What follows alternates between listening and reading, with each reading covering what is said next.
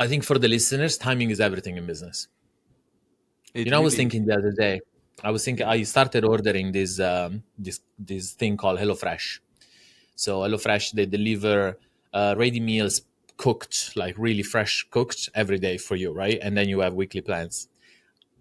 15 years ago, I started a small business and it lasted for 4 months. It was called Yum Tree. And the idea was we make the meals and we deliver them. And we were still initially targeting moms that they just had the baby, because when you have a baby, you don't actually have time to cook. And that was like, so we had like, if I think about it now, I was like, okay, the idea was good. We also started niching, right? A small niche. So not starting going broad, not going to fitness, just going with moms. It didn't get traction because we didn't have enough money to actually start scaling it. And now it's like $1 billion companies doing what I was doing 15 years ago. Hey guys, I'm today with Matteo Grassi. What I think, who I think is one of the most close to what I would describe as serial entrepreneurs, a guy that has been working in the trenches for 20 years, building companies, working with companies, has launched tons of different stores, bootstrapped with investors. He has done basically everything. And more importantly, he's a wonderful human being that has a very, very compelling story that I hope I'm able to highlight today. We've worked together. He has done immense good to me. I hope I've done some good to him also. You And did. Matteo, thank you for taking the time. Always a pleasure. Not always. It's the first time. You were my guest a few times in the past, so it's nice to exchange. It's Yeah, nice to yeah, the sit on this circle is chair for complete. once. Yeah. Do you want to maybe Yeah. like give some introduction about yourself in your own words? I mentioned a lot of Yeah. things, Yeah. but Yeah.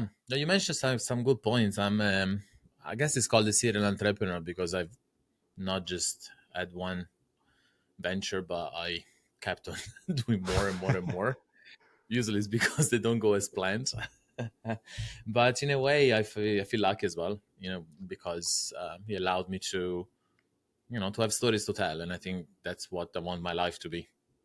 I see my grandfather is 83 and he's really happy because he had tons of stories to tell. He lived a very full life. And so I think that's my objective. If I can get to 80 and have stories to tell, to entertain people, inspire people, I think that's good. I will have, I think I would have had I would judge my I life. think you are doing well. I think you already have a lot of stories to Yeah, tell. I know, I know. Sometimes I just want. Sometimes I dream about not doing anything, but it's kind of fooling myself because I know I wouldn't be able to. You know, Yeah. I enjoy this more than more than successes or failures. I actually enjoy the journey of building things and working with people. The Yeah. infinite journey. Maybe the journey, yes. Yeah, I think something you said, it's about, when you said I'm a wonderful human being, so thank you so much for this. But I realized that I stopped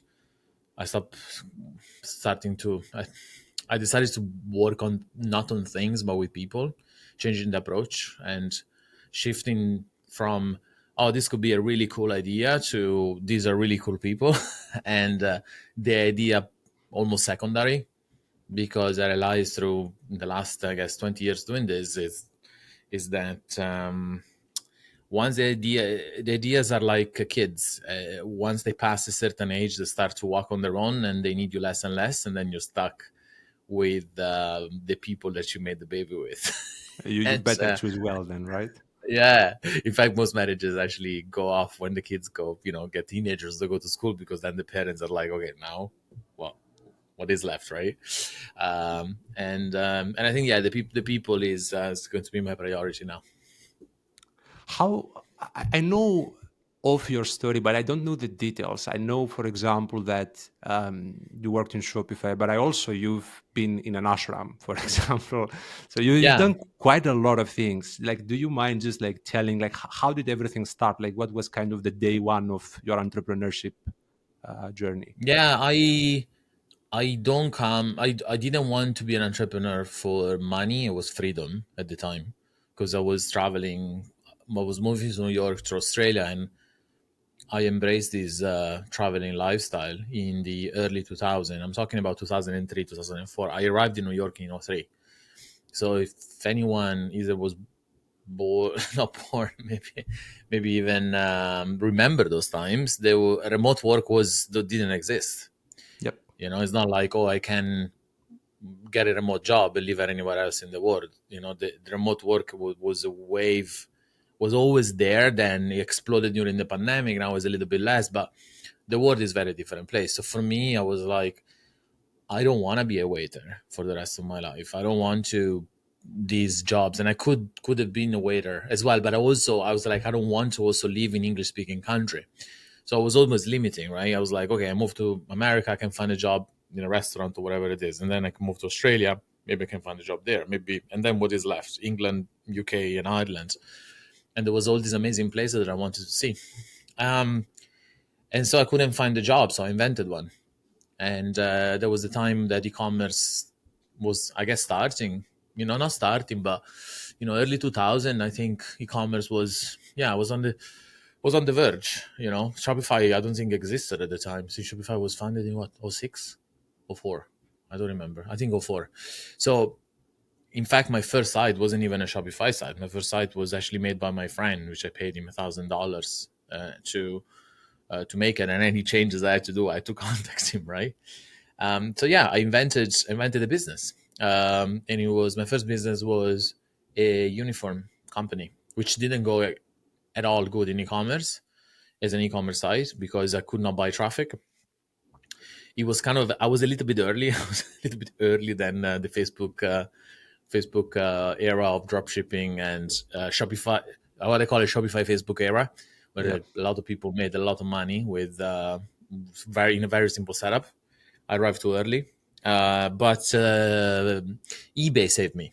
So I had a lot of stock because I bought this stock, and when I put it on eBay, because I was shipping really good products, within 24 hours, I started to get at the top of the listings. And when you get on top of the listings and you get good reviews, eBay push you. So it's more about merit rather than on who can buy the best Yeah. traffic. So that's kind of how marketplaces work.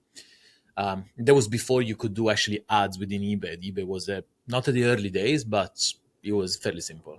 And so yeah, I depleted the stock, and then I was like, I'm not doing this again because I literally made just money back, and I didn't see spending like almost 2 years of my life. But I got freedom. I mean, I was able to travel around. I was able Yeah. to not get. And so I went back working in. I went back working in as an international marketing manager here in Ireland. So I moved to Ireland eventually, and yeah, just became an international marketing manager. And then in 2010, 2009, 2010, if you remember, but there was the recession. So my international department, big recession, right? Yeah. Financial crisis. So my international department shut down, and I lost my job, and I couldn't find a job. So I went back to do hospitality, and at the same time I also started another business which was like a natural healthcare company with a woman that was making natural products here in Ireland using seaweed on the side. But then there was some disagreements and stuff, and I was a bit stupid as well. I didn't sign documents. I trusted people too much. And yeah, she ended up basically walking away with all the work that I did, and I walked away with nothing. And then that was the time that I was like, you know what, I'm a bit tired of this and I want to go back. I need a job. And Shopify just started hiring in Ireland. So I was actually the first Shopify Plus in Europe, like literally. Like Shopify Plus was Okay. like 1 year old, not even 6 months old, like just born. And they had about 75 accounts in the EMEA region, and they didn't have anyone. So, and these accounts were complaining because all the MSM, which was like 7 people, 6 people at the time, they were all in Canada. And so I became the first in Europe. After me, then now I don't know how many in Europe, but Probably there's like they have a lot by now. there's tons of it, yeah. And it was great. I mean, it was great at the beginning because I started as working in support, and it was, to be honest with you, it was the best 6 months of my life. It wasn't Shopify Plus; it was support, because Shopify Plus didn't exist when I started. And Yeah, it was great. I logged my hours. I was doing the bare minimum. It was like a really nice break. And then when I got the Shopify Plus job, I was really excited because I got to do more exciting things. But Yep. that was the job that made me understand is like, I cannot get another high paid, high responsibility job because I couldn't sleep on the weekends. Like I was so involved with the clients. I could not stop to just treating their business like mine. And I was like, if I have to treat someone else's business like mine and not getting paid for it, I might as well start mine. so so yeah, after Makes sense. Shopify, I went back. I went back in entrepreneurship. I met a guy through Shopify. He was one of my merchants, and we started a small project together. Literally, we put like I think we put 15K into like the first iteration, just buy some products and just getting like the few ads started. It was like about 5 grand in ads budget for testing, and we scaled to 14 million in 9 months. That's the time that I made a Wow. million in a day. Yeah, we made 4.5 million in 37 days. We lost It's everything though, but yeah, we completely did do crazy. that. How We did you did lose do that. everything? Well, because when you sell a product and then you don't ship it, then people open disputes, and then when they open disputes, then you get disputed orders, and then when you get tons of disputed orders, you also get fines from Visa and Mastercard. Um, so yeah, we just went crazy. Just I don't know. Like it's very simple. We just had this product, which was like a blanket, so it's very heavy, but it was an amazing Christmas present. We just got it right, and we had everything warm. We had the accounts warm. We were on Facebook top tier accounts, so we could spend up to 300 to 400,000 per day. We had a really good track record on PayPal because he was selling before, so he came to this project with a lot of warm up accounts, right? Yep. But then the supplier said, "Look, we can produce 1,000 per day." The supplier was in China. We pushed to selling 2,000 per day. I know how that But in goes. reality, but in reality, the supplier, Chinese, when they say I can produce 1,000 a Exactly. day, it's probably they can produce 500 per day. Yep. So we oversold. And I would say 70% of those orders would have been Christmas presents. So when people started to notice that they were not going to be able to get these as Christmas presents, they start canceling the orders. Although the orders were in transit, I, it was I, just I taking think us. I think that's the side of e-commerce almost nobody talks about. Like the real side of e-commerce that like things go wrong. There's issues with suppliers. You Oh might yeah, oversell because something. the supplier got paid.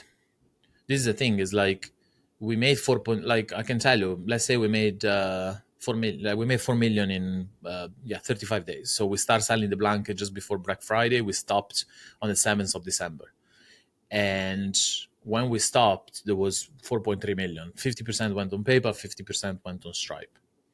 Now disputes started to come in, so hundreds and hundreds and hundreds and hundreds of disputes. So the disputed orders were orders that we shipped. So we lost the money of the order. We paid the supplier already. So the supplier was paid. We lose the money of the advertising. And on top of that, Visa, once you pass the threshold, it started to fine you $50 to $100, depending on if it's Visa, MasterCard, or American Express, per dispute. So you have $15 for the open dispute, lost the money of the dispute, obviously, and on top of that, you have the fines. So we start getting fines of 150 grand, 220 grand.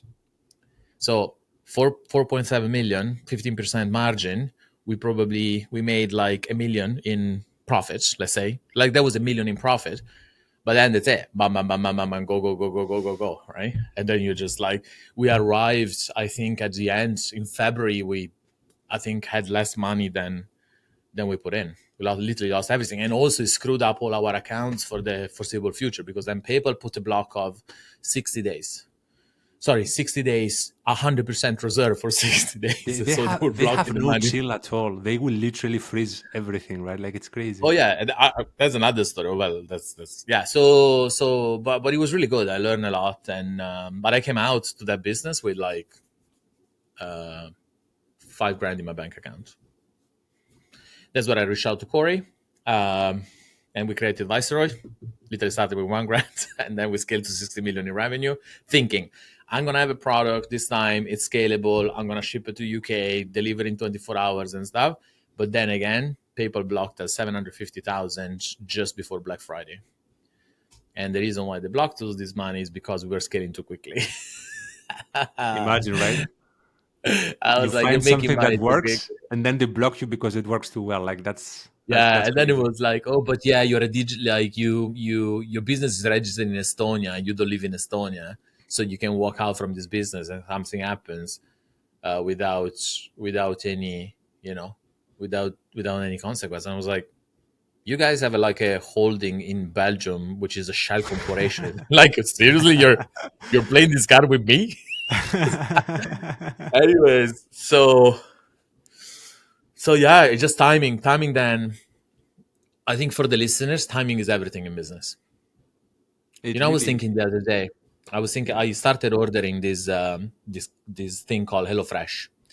So HelloFresh, they deliver ready meals cooked, like really fresh cooked every day for you, right? And then you have weekly plans. 15 years ago, I started a small business and it lasted for 4 months. It was called Yum Tree. And the idea was we make the meals and we deliver them. And we were still initially targeting moms that they just had the baby, because when you have a baby, you don't actually have time to cook. And that was like, so we had like, if I think about it now, I was like, okay, the idea was good. We also started niching, right? A small niche. So not starting going broad, not going to fitness, just going with moms.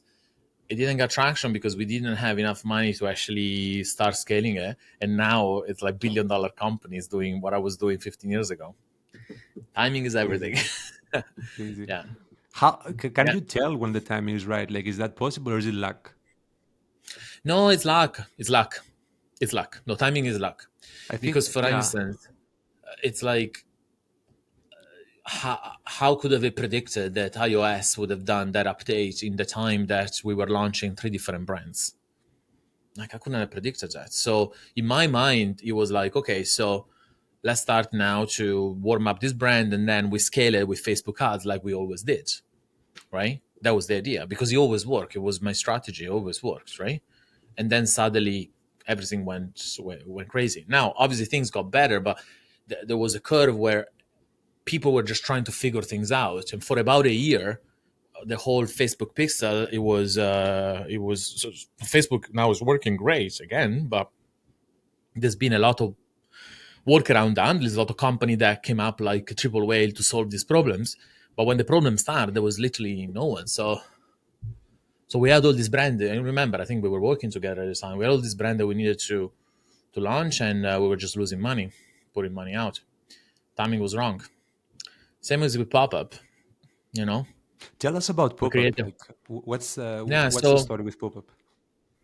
yeah, we wanted to create this e-commerce platform. We just want to create an app. We had this idea of that e-commerce platforms have been the same for the last I don't know 20 25 years. The way we sell online has been kind of the same, which is the blueprint of an online store, which is homepage, product page, cart, and a checkout.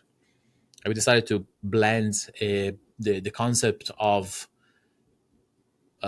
flows that you see in email marketing, and we've been seeing in email marketing for like better than anyone else for the last 15 years. We were able to create journeys, which called Yeah. customer journeys within our softwares, especially in email. But email is all about that retention. So after they buy, you can create an experience, like a post-purchase experience. And we were like, what about the purchase experience?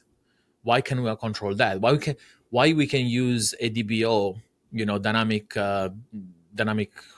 create, DCO, dynamic creative optimization on Facebook, for example, where I dynamically choose my creatives and I can actually create a funnel in pre-acquisition, and then I can create a funnel in post-acquisition. But why cannot do it this in in purchase, right? And so that was the simple concept was this: let's create a platform that is modular and everything is like a building block, and you can create this customer journey through a visual builder. And we came up with a front-end architecture that allowed to do that. Massive projects, like massive, because we couldn't be a Shopify app, right? So the idea was like maybe we can work in conjunction with Shopify. So you have like a pop-up store, and then you have a Shopify store, and then we sync the order. The issue came that merchants that we onboarded didn't want that. People that were not happy with Shopify, which is very few, but there was a lot of people that wanted to move from, let's say, WooCommerce, and they didn't want Shopify because they felt it was too rigid. And so when they saw our solution, it was like, holy shit, this is really cool. Now, back on timing. If that would have gone during the time where drop shipping was going crazy, Papa would have been the perfect product for drop shippers, Yep. because we were allowed to. Dropshipper didn't have many apps. They didn't need a lot of integrations.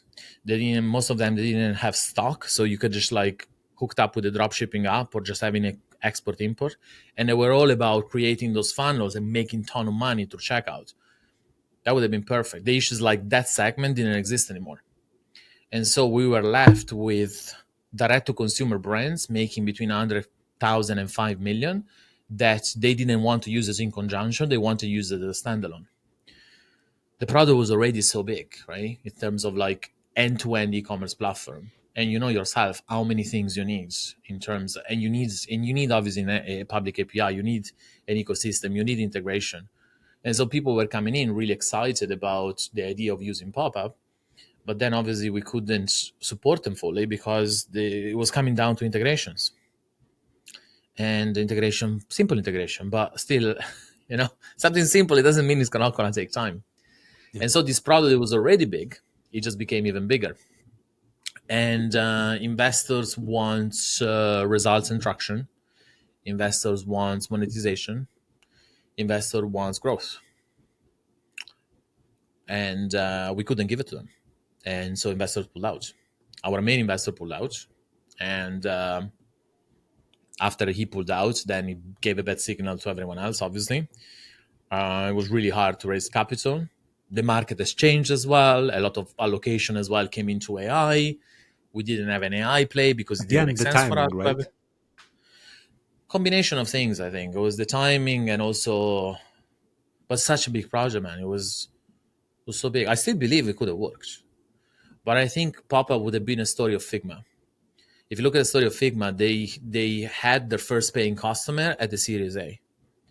Their investor supported them all the way through. They were not the product was so big to build, and then once they built it, they just dominated, right? Um, so yeah, investor pulled out. We couldn't raise capital. Without raising capital in a project like this where you have no monetization, you shut down. So we decided to we try until the end, but we wanted our employees to have a little bit of a cushion. So we paid like a small severance to everyone, not to ourselves, but to everyone, yes. And most of them found jobs, though, which is cool. And since November, yeah, they just shut the doors down. And I went through a very bad nervous breakdown. Like my health went all over the place. I pushed myself to the brink. Was diagnosed with bipolar as well. And during the time, I didn't have an idea for starting something else. I actually didn't want to start something else, but Probably you I wanted just a break, I suppose, right? Like I will for sure need a break. yeah, no, I wanted to look, with bipolar. I wanted to. I'm bored here a lot of the time, so actually a break is not what I need. I needed to feel something I was passionate about without having pressure to invest, and I wanted to be myself again. I wanted to talk about things I'm passionate about without being shut up or like, I just wanted to do that. So I was chatting with my friend James, and he's bipolar too. And we were like, hey, but we're experienced with the system and the whole managing the condition was really bad. And so we launched the WhatsApp bot to powered by AI, just to reply our question using our voice. The idea was like maybe I found the typing wasn't great, so I was like maybe we can use the voice, and then we with the proper prompts, and then we start doing some fine tuning. And then I really got into AI and the whole how our artificial intelligence work, how knowledge retrieval, augmented knowledge retrieval works, the whole world of LLM, and all of this. And King's College London approached us together with Bipolar UK. So we started speaking with these people, and then we spoke to like the professor at the New York psychiatrist. They have the psychiatry department in Stanford. So spoke to like a lot of people because James has a big network in mental health. He's been an advocate for mental health for a long time. And we were like, maybe we have something here. And so we decided to collaborate with this organization and getting some experts on board to build an artificial intelligence to work on prediction on depression or manic episode in bipolar to prevent, for example, suicide, because it's a big one in bipolar. And preventing suicide and preventing as well, and empowering users How does it to. work specifically? Do you like share how you feel, and then like how does that work? Yeah, so you are prompted to share. You exactly say what you feel, right? But then obviously the AI will guide you through. We start to dig a little bit more in about, like, for example, the way you feel, the way you have experienced before, maybe the medication that you're taking. But then we hooked up as well some predictive algorithms with the two companies that do integration with wearables and through Apple Health as well. So we can monitor your sleep or your social media usage, and also biomarkers in the voice. So when you speak, the voice is analyzed, and we can analyze if is, for example, you're speaking very fast, that you might be entering in a manic phases, or if your voice is kind of low like this, it means that you're probably going through a depressive phase. And all this data is then combined with the things that you're saying, with the biometrics that you have, all the information that we have. And then we don't use actually, we're using OpenAI now that is being fine tuned, but we don't use OpenAI knowledge base. We created our own knowledge base with scientific articles. And then obviously we get the RAG, is called RIG, which is a knowledge retrieval. It will take the most relevant document based on your query and then give you an answer, all in 1.5 seconds. Yeah. So it's like all of this happens in 1.5 seconds. That's pretty cool, And and I guess yeah, it also ensures the validity of what it says, right? Like if you have your own knowledge base, you correct. can Yeah, ensure that. because we knew that with the LLM they can hallucinate, Yeah, and so we wanted to avoid this, and this system allows them not to hallucinate as much. And at the same time, we're creating an app that goes into your friends and family. And the reason is because your support network, it could be your wife, it could be your girlfriend, it could be your best friend, it could be your mom, whatever it is you pick. It's almost like a Spotify. You can have like a single plan, a dual plan, and a family plan. And then you can share the app with them so they can actually see how you're doing. So, for example, this is really good, for example, in prevention of suicide. So we can see if someone has been not sleeping good, is not being allowed inside the house.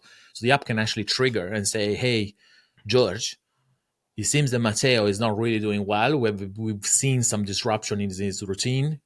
Maybe give him a call, reach out to him and see how he does. And these are some suggestions as well that Matteo likes to do that you can do together, maybe go for a walk. Like, is bringing psychiatrists and support network and people together, because is is it yeah, specifically for bipolar, or like can we're someone starting with with bipolar. anxiety, for example? Okay, No, we started with mental illness within bipolar. So mental illness, it means that if you are on medication, currently sees a psychiatrist. We didn't want to branch out to, for example, major depressive disorder, anxiety, and then neurodivergence like autism, ADHD, because there is 65 million people diagnosed with bipolar around the world. that's quite a Bipolar lot. is really complex, and we knew that let's start with that. Let's start small. And so we're literally just targeting people diagnosed with bipolar in UK. So we're starting in UK because we're collaborating with Bipolar UK, which is 1.5 million people. I mean, from an investment standpoint, if I take 10% of the market, I get 100,000 users. Like, Quite a lot. right? You know, and there's very little out there. There's just mood tracking app right now. But the issue with mood tracking is that you have to input your mood every day. People don't input their mood every day. That's the issue. They work if you input your mood every day, but people don't. How does what does bipolar mean? And I'm not suggesting that you should give like some clinical Yeah, no, definition I've or actually anything, but started a series of video. I actually started a series of video you can see on TikTok and Instagram. Actually, I published a video today on TikTok of like, what does it mean to be bipolar? It means that bipolar is bi, right? So it's true. And the reason why it's true is because you go through episode of mania, which is freaking awesome. I love my manic phases because you just get creative and full of ideas and you just can't sleep and you just get all excited and happy. And then you just get depressed where you can just like, I don't want to talk to anyone. But they're not sudden, right? It's phases. You might be in a yes. manic phases for 3 months or 2 months or 2 weeks or 3 weeks. And then you're falling down on a depressive phases for maybe a week or 3 days or 4 days. And is this usually associated with something external, or is it something that is coming from within? Like, that's It's from something within. I mean, triggering? it's mental illness is really hard to define, but my brain, if they scan my brain, it would be different from your brain. I And see. there is a genetic 70% chance of developing bipolar if one of your parents were bipolar, and my dad was bipolar type 1. And there is three different types. It's type 1 and type 2. I'm type 2, which is more manageable. Type 1 is a bit harder to manage because you go less depressive, but your manic phases, they sometimes go into, they called, well, psychotic episodes. Like my dad, Yeah. he thought he was a magician, you know? Literally, like he thought he was a wizard. Um, yeah, so that's different. Yeah, so that's, I always say mental illness, everyone is mentally ill. Like you, people are going to experience mood changes in their life. People are going to experience mild ADHD in their life. People are going to experience anxiety, mild anxiety. I'm bipolar, but I'm very different from someone that has an extreme version of bipolar type 1, where he would be on psychotic medication and literally going like almost hospitalized, right? I know Yeah. people that have been hospitalized. So it's all a different spectrum, you know. There is, it's mental illness is a spectrum, and it's also very different from mental health, because I'm mentally ill, but I have, my mental health is pretty good.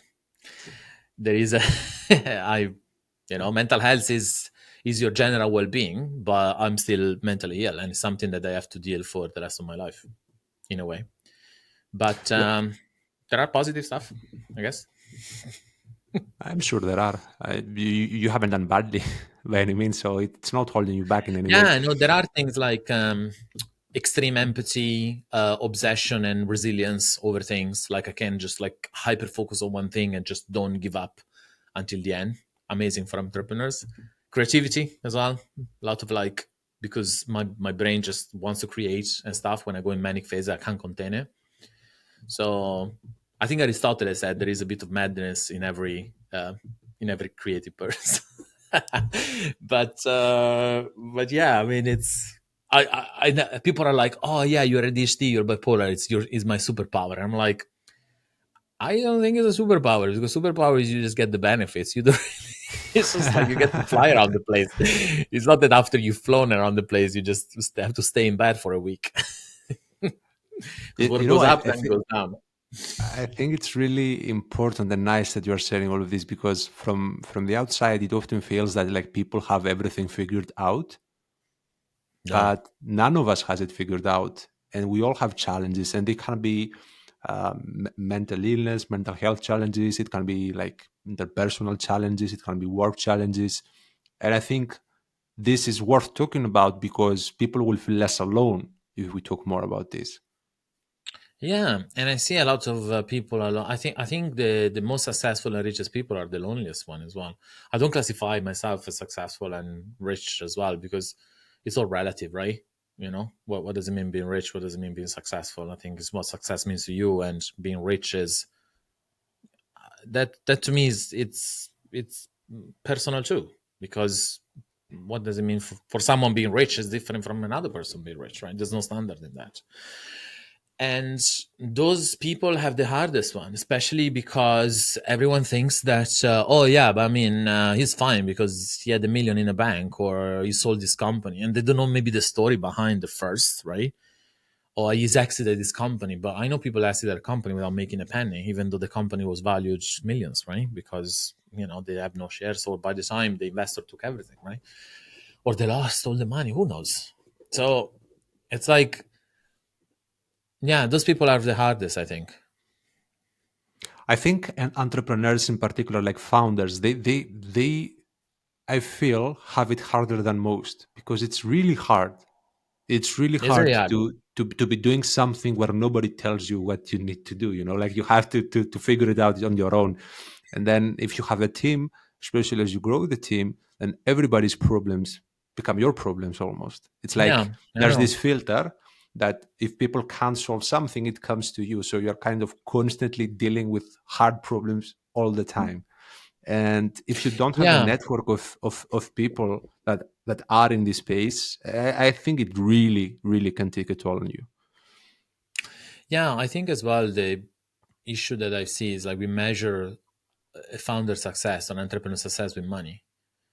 I was reading a post the other day. I was saying, "Oh, I really admire this person." It was just a list of things of like, "Oh, he sold this company for this amount. He made 200 million." And I'm like, "Yeah, it's cool. Yeah, he made money." It's like, is that cool? Is that? It's just we give in this thing is like if you make money, you're a successful entrepreneur. And I have maybe this naive idea that entrepreneurs are not necessarily here to make money. I mean, making money is a way to make the world a better place or creating something that can help people, whatever that is, if it's an app for Shopify or if it's a healthcare app or if it's a charity, whatever it is, it needs to have a sort of impact and give more than taking, right? It's like going into someone's house. You want to live a better, like if you're staying in someone's house, you want to live it better than when you came, right? You don't want to. Yep. Otherwise, all of that is not going away.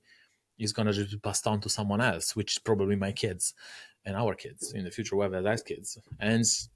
And so like people, when I often say this, I get criticized because people say, "Oh, but you are against money. Money is important." And I was like, "Of course, money is important. I'm not saying it's not, but we have to shift the focus on achievement and stop saying, 'Oh yeah, amazing, you raised $3.5 million. You congratulations.'" I'm like, when I raised the money, I was like, I don't understand why people congratulate me. But still to this day, I get recognition if I say I scaled the company from 0 to 60 million. And when I say that, I'm like, it's literally not that proud. I'm not that proud of what I like. I was lucky. I was. I didn't do anything like I didn't do anything incredible. I just made some money with some shit products in a good time, but it's the thing I'm least proud of. There's nothing to be proud of this. I don't know. It's incredible that you're saying this, and I think it takes a lot of self-awareness to say this, because when you have some success, let's say, it's easy to look back and say, "Oh, I did something right," or "It was me," or "It was like my smart idea," or "It was my smart move," and it often really is luck, and it takes a lot of self-awareness to know that. Yeah. I Yeah, I think know. I think what's interesting, and I don't want to say unique because few things are unique, but rare with you, is that you've been doing this for 20 years or so, Hmm. literally 20 years or so. And not a Yeah. lot of people have been doing this for 20 years. Hmm. When you look back at everything you've done, like what's the number one thing that you've learned that you would like to kind of pass on to other people about business, about entrepreneurship, about people maybe? Like what's the number one thing? No matter what I did, the things that made me happy were the same thing that pushed me to study psychology when I was 18 years old. And before, when I was 18 years old, I had this thing in me that I always wanted to help people. There is something that is part of us that we're born with it, and we carry on for the rest of our life. And I didn't become a doctor, right? I didn't become a psychotherapist. But the project that I was most passionate about, even in e-commerce, were projects that were related to helping people directly. For example, when I was selling supplements, when I was selling skincare, like organic skincare to actually removing acne, and I had people say, "Oh my God, my acne is gone and your product is amazing and my life has changed." That was the things that I was like, there's the thing that I still remember now that I'm proud of. That business left no money. It didn't go as planned. But if I look back, it's what I was most proud of. And I always found this in every business. The moment that was taken away, that's the moment where I started to go in my dark place because I wasn't doing what I love the most. Now I think in the last venture, I decided I'm actually just gonna do this, and I want to do it as much as I can, and not just like selling a supplement. I want to actually help people directly. I want to change society on the fundamental level because it makes me happy. It does what makes me happy, most of it. But I'm not changed. I'm still the same guy. I'm still the same guy that believed in those values 18 years ago. I just got lost a little bit when I was doing drop shipping. Those years where is the one that gives me the most clout, right? Is the one that I say I made 0 to 60 million, blah blah blah blah blah. The story of the blanket. Everyone is just like, oh, it's incredible. But those are the ones that I've looked back, I would like to erase. Like it's just a write off. I got experience, yes, of course, but I experience that and I was able then to take and put somewhere else, etc., etc. But those are the ones that I don't. It's not the stories that I want to tell. I would like just to raise, man. I see. I think Surely, though, find something, right? And then yes. in a way, it doesn't matter if it's like you have to start an e-commerce store or an app or whatever it is, or writing. But if you love helping people, you find a way. If you find a way to do it, because you notice, is just ask yourself, what are the moments in my life through my business that really really made me happy? Like that really was like, I feel good now. If he's making 20 million, like, go for that, man. So it's like, but don't choose commerce, play, go in stock market, do any other thing, I don't know, whatever it is that people do to make money. Just buy shit and sell shit for more expensive, real estate, boats, or whatever it is. Like my friend Corey says, is like arbitrage, right? You buy something for 50 grand and you sell it for 100. Done. Just make money. If that makes you happy, go for it. But if that's not what makes you happy, then do something else. I think a lot of people don't really know what makes them happy, though. So I think another takeaway that they can take, like from this discussion, is how you've basically stayed curious. I think throughout your life. I think people know, they're just scared, because sometimes what makes you happy is not really what is. It's connected to the idea that you have in your mind, and I'm the first guilty as charged, because my idea of success was making money, and to me was like, if I want to help people, I'm not going to make any money, right? I didn't find a way to combine the two. Now I think I am more keen to do that, of like, maybe I found a way to do a little bit of the two, to maybe creating a company that one day can be acquired and at the same time help people. But at the same time, I didn't see it. So I was like, on one side I had maybe an amazing project like a skincare, natural skincare that I know was not scalable. On the other side was, I'm going to make million drop shipping selling crap. Oh, I'll go for that. I knew that wasn't going to make me happy, but I was like, I don't want to be poor anymore. I think it's what I've seen is sometimes is really rare. What makes you happy? I think the big question is like, you kind of know inside your heart what makes you happy. Maybe try find a way to do the two, to create enough wealth, and also maybe you don't need to make millions. Maybe you can be happy with less. Because obviously, if there is a compromise, I realize as well, is like, do I need all this money? No. Why You do I want to don't build really. a That's the billion thing. dollar company? No, it's like, why I want to build $1 billion company. I have a $25 million exit, where I know that if I can make a million in a life, I leave to my daughter maybe 50, 60 grand. So she can either travel the world, get a degree, or buy a house and then work. I would rather do that. So where this money goes anyways? I'm going to make all this money, then I die. And then where do they go? I don't want to leave it to my daughter, because I don't want to screw her up to like my rich friends that have, have no purpose in life. It's like, There's best this thing for there's me this is to, study. You've heard of the study for sure, that like it's yeah. an old study. When you increase the amount of money you make, you don't necessarily become happier after a point. No, there is a cap. I think it was like 100K. I think it was about 100K a year in like Western country. It was like after that, it's this, all of this is extra. It's like, do you really need two Ferraris or five houses? I mean, maybe you want one nice car and one house. Do you really want to buy a Lamborghini? I mean, just rent. I mean, just rent it for a week, like I did. I'm fucking brilliant. I paid. I paid. I think it was like $1,500. I just got the Ferrari in San Francisco for 4 days. Ferrari Roma, like amazing car, and I just had the time of my life. That's it. I never wanted to do it again. No, maybe in 2 years once again. But but that's it. Why do I need to buy one? Like, I can just buy an experience. Don't buy things. This is another advice. Buy experiences, because when you buy things, you get excited and then they're gone. And then, but buy experiences. You want to drive a sport car every year? Book one for like a week. It's gonna cost you 2 grand a year. Over 30 years, it's gonna cost you maybe 40 grand. That's a good one. That's a good one. Yeah. You said that you'd like to kind of erase some of your experiences in the past, but I think there's merit to those experiences. Like you've basically done everything when it comes to No, of commerce. course, of You've course. seen a lot. Do you at the moment like um, can someone benefit by this experience? Can people contact you like for advice, or like Are you open to that type of thing? Because Yeah, you've done 100%. everything and you know a lot of people also.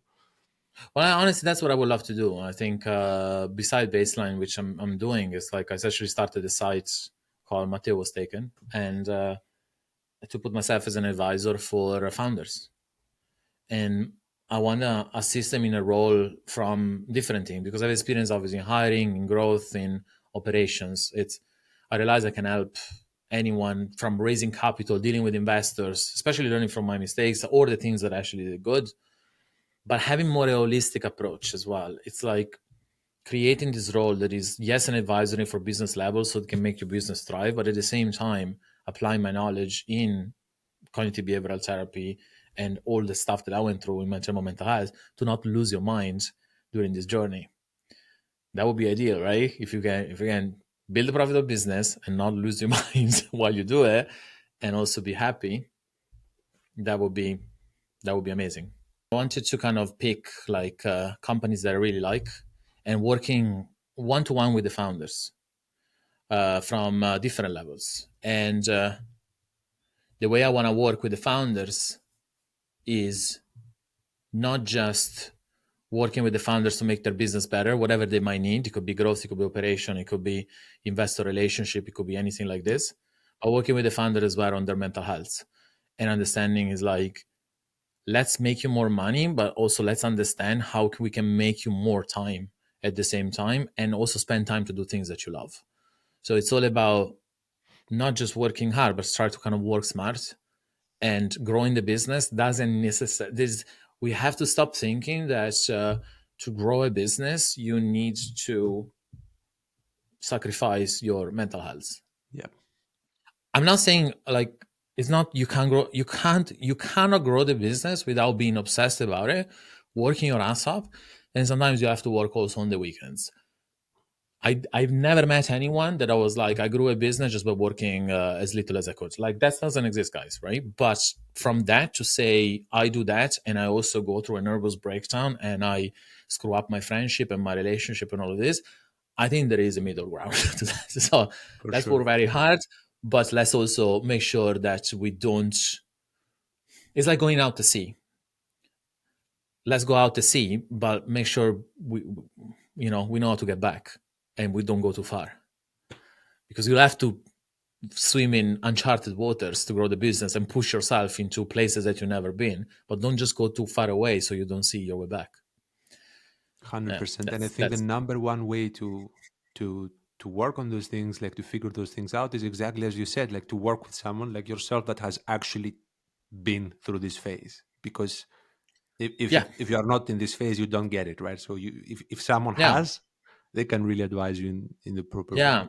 I advise people from stuff that I made mistakes on. Like I swam too far on the sea and I couldn't find my way back, and thank God I had a very amazing wife that allowed me to be like this and help me out. But it's I don't I usually don't preach things that I haven't experienced in my skin. I usually don't read. I'm sorry to I maybe I should be open about this. Guys, I don't read books. I stopped reading books a long time ago. I listen to podcasts, I read a lot of articles, but the book end to end, I don't. So it's either from things that I lived through or things that my friends or people that I've seen with direct experience with my life that I've seen happening in front of my eyes, you know. What's the best way for people to contact you? Is it the website? LinkedIn, I think, is the best. LinkedIn, I'm back. I'm back on LinkedIn. I'm back on LinkedIn after 6 months of silence. I am back posting about stuff, and so it means I'm checking my messages now. Yeah, Okay, awesome. Awesome. I think that's a good place to wrap up the conversation. It was really cool. nice. We covered a lot Yeah, of interesting things.